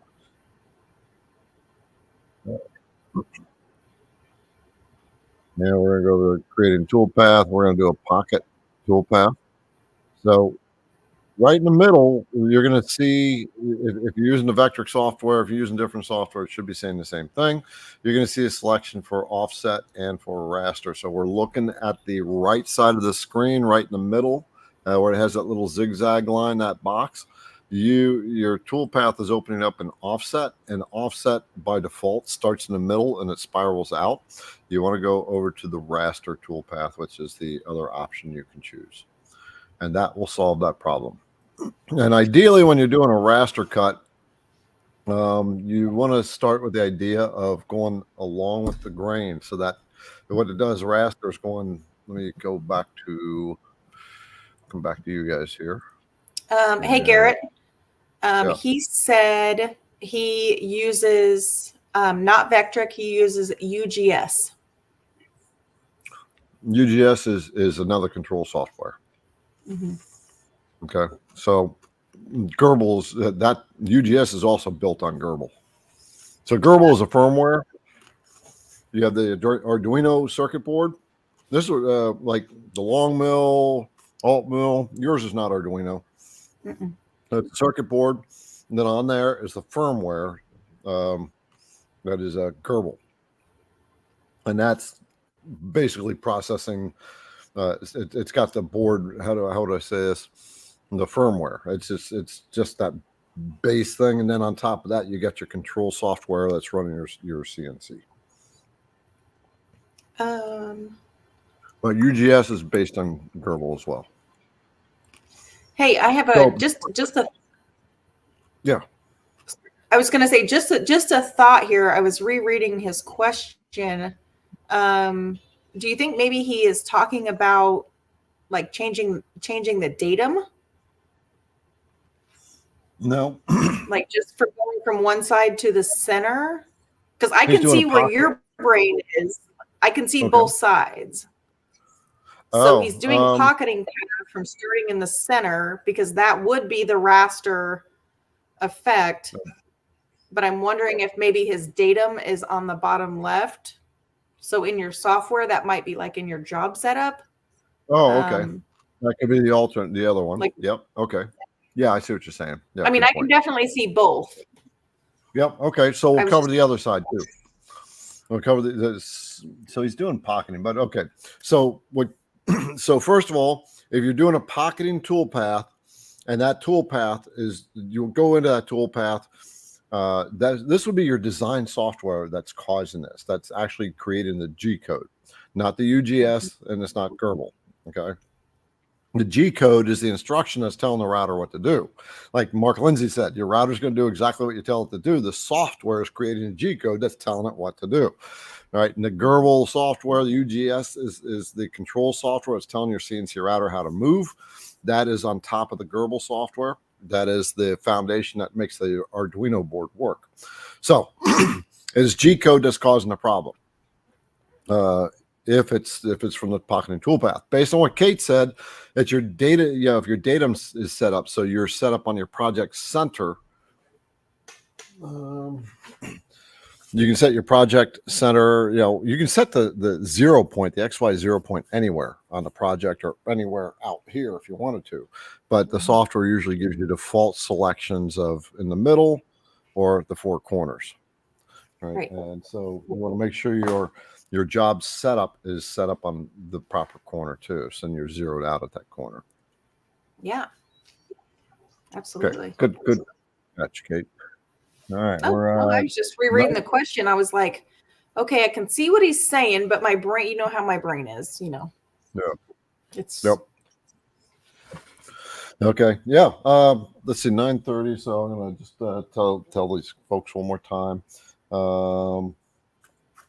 Yeah, the CNC router buyer's guide is out now, and I should put a survey out that asks, see what people would want, and for those who are experienced, what they would want to see in a buyer's guide if they were brand new. All right, and that data will help me improve that buyer's guide. Okay, the new beast reignited is also 10% off just until midnight tonight. Right, there's your discount code right there, GFKT capitalized, and the girls will put it's like a flash sale just because it's a new design. It's been modified and it's coded. And they'll put the link. I'll put the link in the comments. Hope has a question. Oh, by the way, Kate, you should tell them about Women Who CNC. Oh yeah. I forgot all So about that. if there's any new ladies that don't know about our Facebook group, you can come on over to Facebook and join us. We have a really great group of women that are every stage of their CNC journey. So there are lots and lots of good resources in there. The ladies are very welcoming. It's a very judgment-free zone. There's actually very strict rules, same as Garrett's in here. If you're going to be ugly, then out you go. So, and it is for ladies only. I'm sorry, gentlemen. But that's kind of why we created the Women Who CNC. It was just a safe space for ladies to ask all those questions and, feel comfortable on their CNC journey, because sometimes we process things and learn and communicate very differently than men do. So, that's why I created the group, and it's, we're actually at 500 members. So I think that's a remarkable amount of women that are CNCing and that are actively participating in the group. I love it. I think it's fantastic. So, yep, Women Who CNC Facebook group, ladies only. That's another one of those hard and fast rules. So she wants to do inlays. Yeah, she wants to do inlays in solid, like Corian. She wants to do inlay in Corian. So I have not cut Corian, but I know that someone sent me a lithograph that they cut in Corian. They did it with a tapered ball nose. That looked really cool. Because I have not done. Yeah, it's so cool. It's with my grandson Nikolai. Yeah, Mhm. it's so it was Maddox, the grandson Maddox. Maddox had passed away. So, so I've never done Corian. So anybody out there who's done inlay in Corian, I guess I'll have to try Corian. Julianne, or Liberty, make a note to get some Corian so we can. I can experiment with it, so I can give you a good solid answer with bits. Take a drink. I've almost drank my whole glass of tea. I'm good. You know what? I'll task Liberty with that one. Ooh, we're gonna have something different for each one. Yeah. Well, she's learning, right? She's learning all this stuff, and so might as well. She can teach me how what's working on Corian. Okay. There you go. All right. Even being a router bit company, it's hard to check all the materials with bits. So I love it when I get questions like this, because then it forces me to go, oh, now I got to check to see what the tooling works for that, and is the geometries set up right where the tooling can handle it. Yeah. Last week we decided that Julianne needs to be your laser girl. She needs to be what? Your laser girl. Your laser. There's a machine sitting right there. I had the moving company today, and I actually debated having them move the machine, and then I I literally thought of Julianne or Liberty. I said, they would kill me if I took that laser out of here. Get on a Lightburn. I got Lightburn, so I got an account with Lightburn, so we can get you guys set up on Lightburn. There you go. All right, Dave Olson. Yeah. When doing a long terrain carve recently, couple hours G-Cinder would stop. I would restart at line, go through it fine, but stopped like every few minutes towards the end. Thoughts? I would take that question to the CNC Labs. I've actually had that problem in one of their older versions, and I don't remember the answer that they gave me. It might be the computer sending code too fast for the controller or something to that effect. I don't remember. Honestly, I simply don't remember. I would send ask the CNC Labs about that. Yeah. All right. Let's see. Hey, Eric. Recommended affordable dust collection systems. I haven't. I know there's so many. I started out with a Dust Deputy, that like filter that went into like I don't know, I think it was like a 3.5 gallon metal can and a shop vac. That worked great for a little while. The hose isn't too expensive. I'm trying to think. I use a Dust Dog. So my system is actually on the other side and the other part of my shop. One thing that I did that I really like is I put in this pass through the wall, and then this like T right here, and I actually have like a vacuum.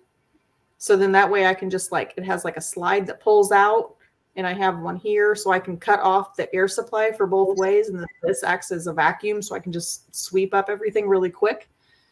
But again, this is a great question for the community. If you guys want to help Eric out, maybe share what you guys have or what you started with. I mean, this system doesn't just happen overnight. I kind of had to think about it and plan it, and it's going to come, through the ceiling and the outlet and the elbows and all that kind of stuff, 2.5 inch to 4 inch or 4 inch all the way up. I've gotten lots of comments, and because I did a YouTube video I was super early on in my journey, and set this up. And so, you know, you kind of Yep. learn as you go. There's lots of different things. You hook up a shop vac. My first dust collection system was my house vacuum. It was that, you know, the one you go like this, sweep it along the floor. It was With your literally Bob that. CNC. It was my Bob CNC, yeah. And then, then I had a shop vac. People like the stealth shop vac. I'll get a link for that in a minute because it's so quiet for shop vacs. What I have is that's kind of a that's like a Chinese made unit. Works fine, but 220 unit. You know, you want to think about that too. The power requirements on it. So the big thing with dust collection is the ideal thing is you want to come up and over and have your dust collector somewhere out of the way. Mark said he got one from Harbor Freight. Yeah. Dust collector running through 4-inch hose. Works great. So as long as you keep them clean and, you know, you clean out the filter, and I mean, it's kind of like anything else, you know, take care of your car, change the oil, filters, all that good stuff. They'll run forever. I mean, all right. I'm looking for Harbor Freight's dust collectors right now. So, oh, there we go. I'm going to assume this is what Mark has. A General Machinery. I'm going to. Okay, that was pretty. Hold on. Okay, yeah, there's a one for $300 from Harbor Freight. There you go. But check the voltage. Check the voltage because some of them, you know, you want to make sure you got the voltage supply for it. If it's a 110 or 220 unit. All right. And we got Fritz. Not sure on the use of some bits, upcut, downcut, etc. How many flutes are best? Is there a discount on a bundle of bits? So let me pull it up, what we have. I'll pull up bit sets. So I'll do sets. And generally, you want to start with the down cut.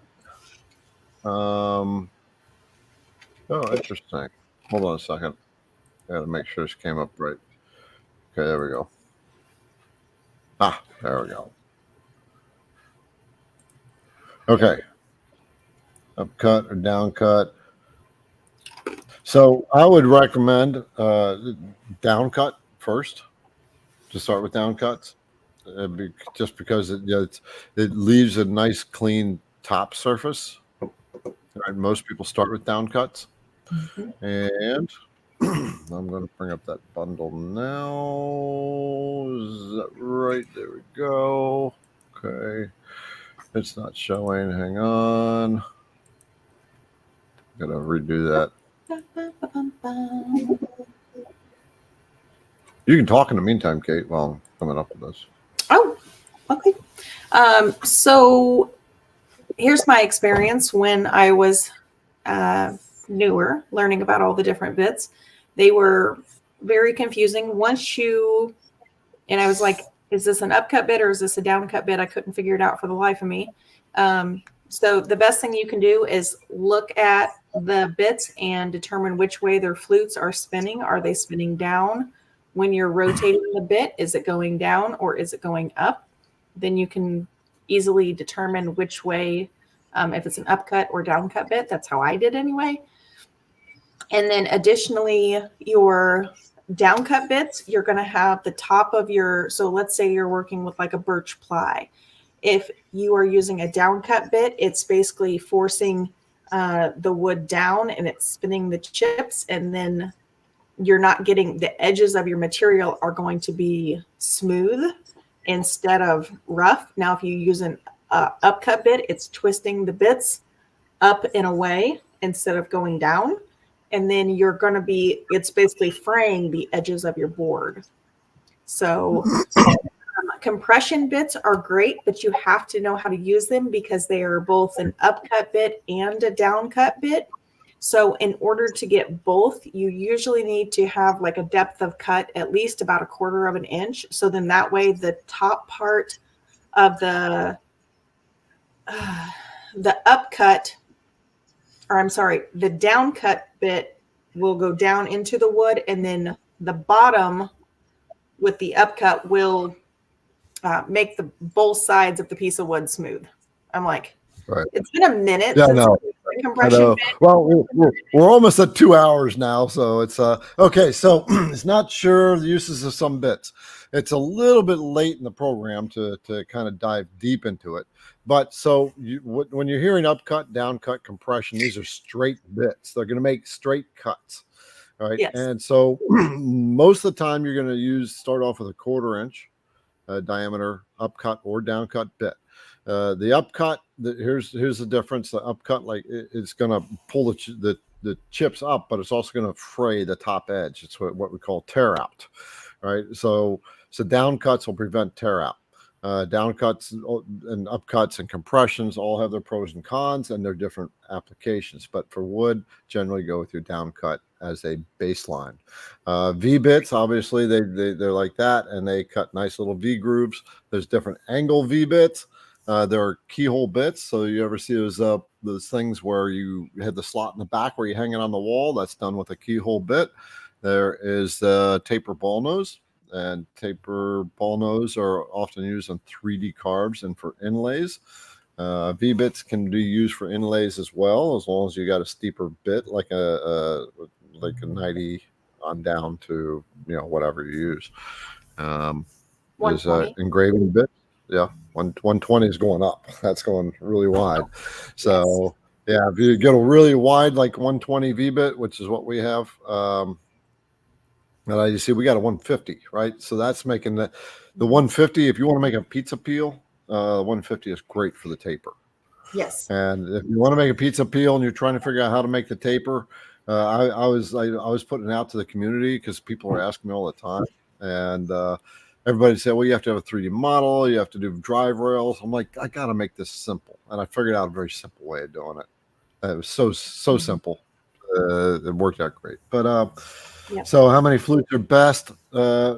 Typically in the woodworking industry, is 2 flutes is what we generally have on most of the bits. For bits like the Beast, so I haven't really talked about what the Beast is.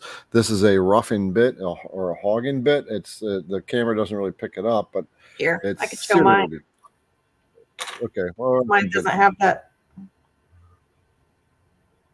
Yeah, you can kind of see the serrations in it. They're serrated. That's designed for really fast removal of the wood, and they really remove the material a lot faster than your standard bits do. And we have that because there are runs that take a long time to remove the material, and so that cuts down on the time. So and I'm going to share a discount on bundles. So let's go ahead and share my screen, and then I have to switch over to here. And so you have it. So here's what we have at IDC Woodcraft. I've got 2 different sets. So I got your essential set, which is the starter set. Basically, you need to have this set in order to carve pretty much anything. You got a surfacing bit, the 1/4 inch down cutter, and the 1/8 inch down cutter. We got a 90-degree V bit and a 60-degree V bit. So and these come with projects, and it comes with lots of other baseline stuff. So the cost for that bundle is $129, right? So it is a bundled discount, a discount bundle, put it that way. And then if we go back, then we get into your 11-piece, so your 12-piece set, right? And this has a whole slew. It's got 3 different V bits, 1/4, 1/8 inch, 16th inch down cutter. You got the ball nose, 1/8 inch, 1/4 inch ball nose, and that is also discounted as a bundle as well. And you get 7 different files with this. Nice. Yeah, I give you 7 different starter files. So there's lots of read here. It tells you what these different bits are for, and so anyway, and so you got 7 different starter files and instructions on how to work with them. So it at least gives you some very basic projects to get used to working with the bits. and those you get the design files as well. And I would say So- the 2 bits that I discovered later on in my journey that were really great at the beginning, because I was making a lot of really detailed projects and I was using like PVC. You can buy like a sheet of it at Lowe's for like, it's like $90, but it's a 4x8 sheet.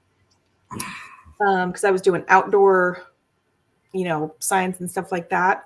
The O-flute bits, because before I was just using like, I can't remember. I don't even know what I was using, but it was a pain in the butt. And I had to use a Dremel and it's, clean all that plastic off and then wear a respirator and all that hocus pocus because I didn't know. And, and that's okay. Because what you don't know, you don't know. And until you learn a new way, which was the O-flute bit for me. And also Garrett makes it in a 1/16, which I just did. 1/16 O-flute. Yeah, 1/16 inch O-flute. When I was doing the corners on this inlay project to get I had to use the fillets and all that other stuff. But in the font that I was using, the fillets were almost a little bit, I couldn't get it just right.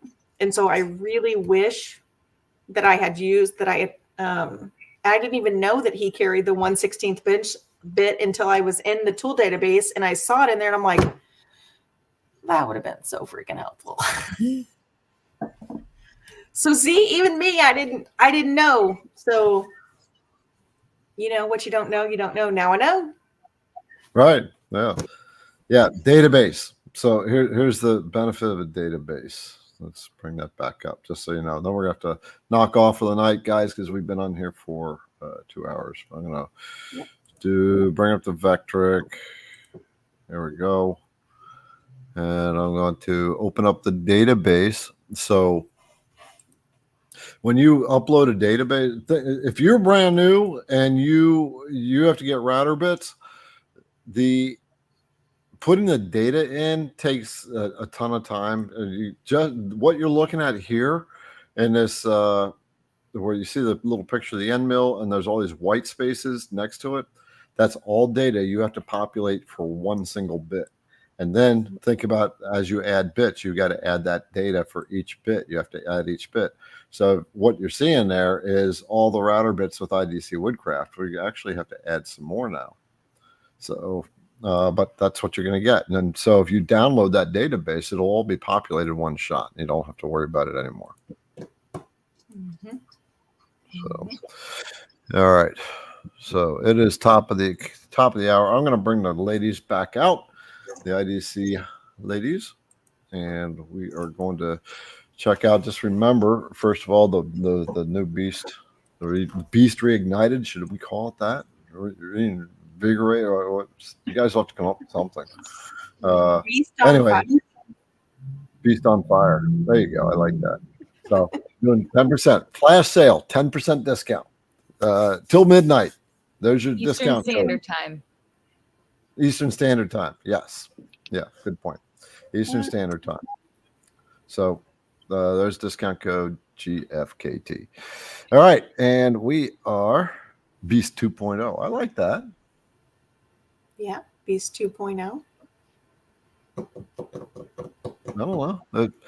We have to throw it past the team, but yeah, it kind of works. Beast 2.0. Yeah. What do you think, girls? They're not jumping out of their seats going, yeah, that's the one. I'm just thinking of, how are we going to have to change things in the background if we rename it? That's exactly what I was thinking. That's I'm just exactly like- what I was thinking. Yeah. Is that going to come with a new sticker, or is that one more thing to put in stock? Yeah. that's Chris where mine goes. said the evolving, re-evolving beast. All the things. Yes. And yes, John, I did see your comment that you were not the one that I know. And thank you for answering me. I appreciate that. All right. Well, next week we got PWN. So if you're thinking of getting a spindle, which I suggest that you do if you're using a trim router in your machine, Liberty knows. She's just seen the difference. Yep. Yep. No You got a question. trim router in there. Yep. Yeah, I still got my Mark. Makita, my third one. Yep. Yeah, that's the big thing. You burn out your trim routers pretty quickly. Well, depending on how much you use it, but it's pretty much bona fide guarantee you are going to burn out your trim router if you have one on your. You've been through a couple of trim routers since I've worked with you. Yeah, and they suck when they burn out. It gives up the ghost, right? And you can actually watch it. It just smokes. The whole Death thing smoke, smokes. the death smoke. And it's the death smoke. There you go. What was it? I was cutting a piece of wood, and remember I told you mine caught on fire. Which, by the way, to our new CNCers, always make sure you have some type of fire blanket, fire extinguisher, or something. That could be something we talk about after the show ends here in a little bit. But make sure you have a way to put out a fire if you do happen to have some type of an event like that. The fire blankets are really great to have on hand. I have a couple here in my shop. Yes, fire extinguishers are an absolute must. But Yes. what was I? Remember I was cutting a piece of wood. I can't remember what it was, and then I said, "Oh, because I was trying to surface it, and that's what caught my router on fire." And then you took it to your shop, and you were like, "Oh, you need to do it this way." And I was like, "Okay, well, you take it and you try it." And then you took it home, and it caught yours on fire. I don't know. I don't remember what that piece of wood was, but my God, it was awful. MDF will burn pretty quickly. Don't ever drill with a down cutter, ever. Never drill with a down cutter, because you are really asking for fire. To check out, by the way, Gary, thank you. He said that we are great, a great community. Yes, there's an awesome community here, right? It's not just the team; it's everybody else that's here too. I mean, it's one for you guys, all right? He says, I was "Is there about more to highlight regularly scheduled happy dances that I can tune back in for?" Of course, Yes, we try to happy of dance every course. time. Here, we'll Every give you. Wednesday, Yep. 8 to 10 Eastern Standard. Yep. And on that note, I want to show you a CNC fire, and this is something that somebody did. They left it unattended, and it broke away from the mounting. So we're going to just do a quick watch of this. There's no sound to this video. This makes me nervous. Watch this. This was done. This happened in 6 minutes, unattended, and the video's sped up 4x. I am the god of hellfire, and I bring you. Wait a minute. I had to turn that sound off. Interesting. I had to turn that sound off. That was like awful. Okay, here we go.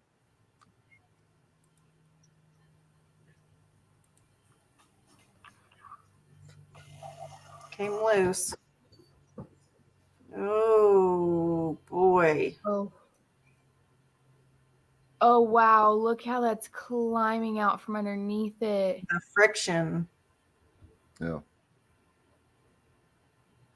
Oh my gosh. Left unattended. So People don't leave your if there's CNC. if there's anything you need to be afraid of with your CNC router, is fire. And this just And goes that to is show one you. thick piece of wood too. Why on earth? He's probably running that bit all the way down to the top of the piece of wood, which is so dangerous. Yeah, who knows? My goodness. Lucky person. Yeah. Yes. All right, so stop sharing that. Okay, all right. CNC brothers and sisters, next week, Daniel from PWN teach you about spindles and talk to you about the stuff behind spindles, and they are a spindle company, so you can get your solid spindle questions answered there. And the week after that will be Kyle from Learn Your CNC, the VECTRIC master, who will answer all your VECTRIC questions. Kate, you're going to be with us next week, right? I'm going to do my very best to be here next week. I would love to, because that is the next thing on my list to order is the PWN spindle. So I would love to be here. But I was telling you earlier, I've got to check my kids' sectionals soccer. Kate is a soccer mom, so she's got to do her soccer mom stuff, and you know how that goes. But The show must go on, so I will be here. And if I'm not here, the girls will make it happen. This show will always occur on Wednesday night, no matter who is here. Unless it's a holiday. We Yeah. don't work holidays. Okay, everybody. Yep. You're checking out. Remember, go get the beast. We got the discount. Gary, you should have got your calipers. That discount probably ended already.